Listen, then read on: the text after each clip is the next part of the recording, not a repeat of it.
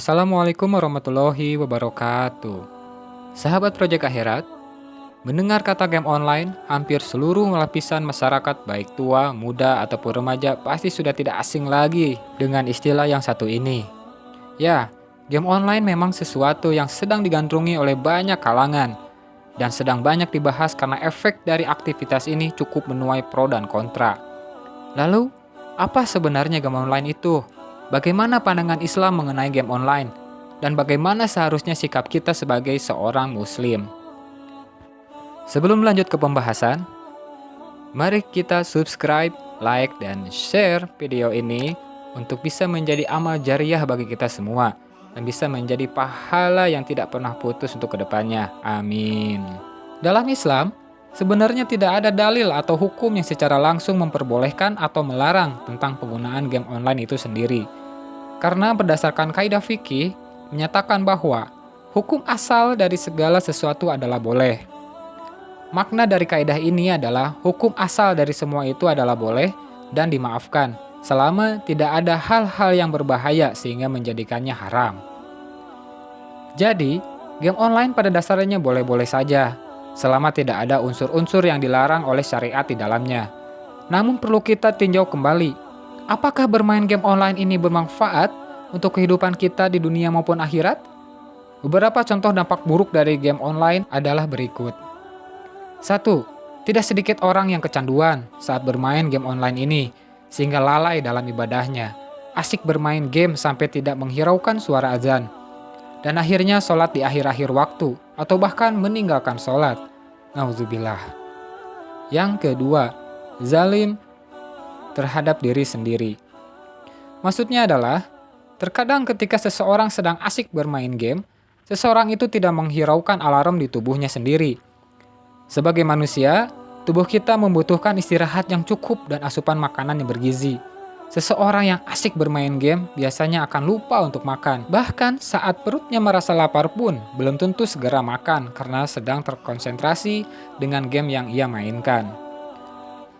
Dan yang ketiga, tidak sehat secara fisik, mental, dan sosial.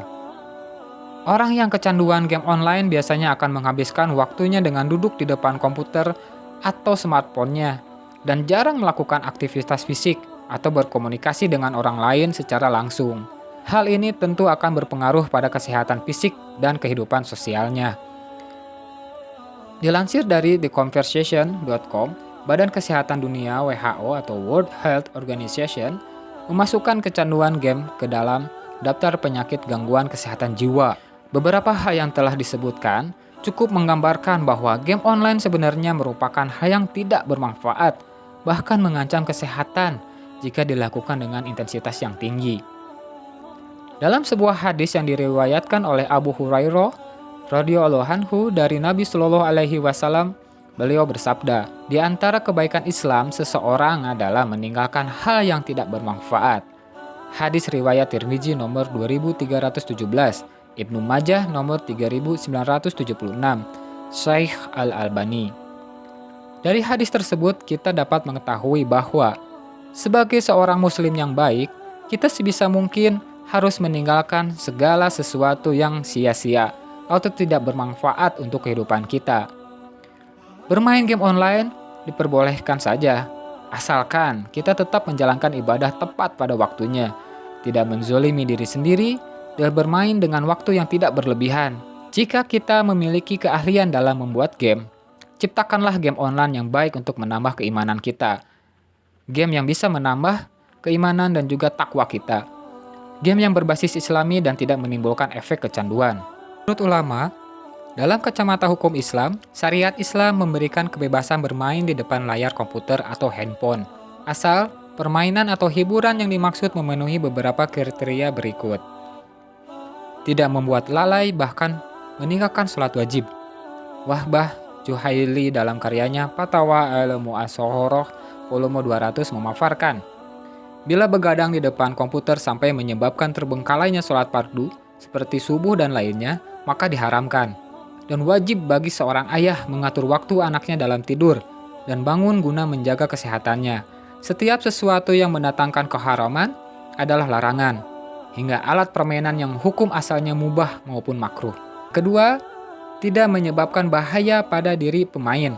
Terlalu lama atau sering bermain di depan layar bisa berbahaya pada kesehatan atau mudorot seperti menyebabkan sakit mata atau bahkan kebutaan.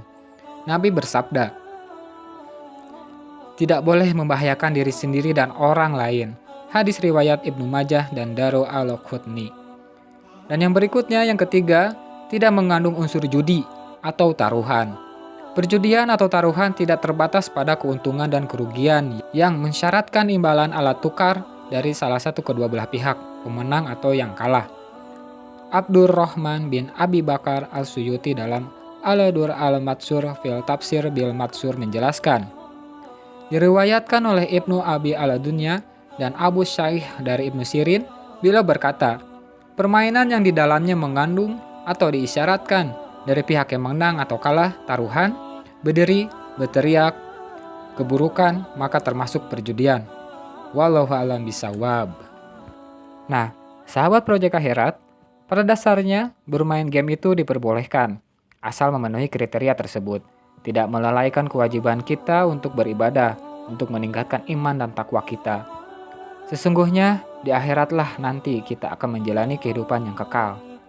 Semoga kita bukan termasuk ke dalam orang-orang yang lalai. Amin.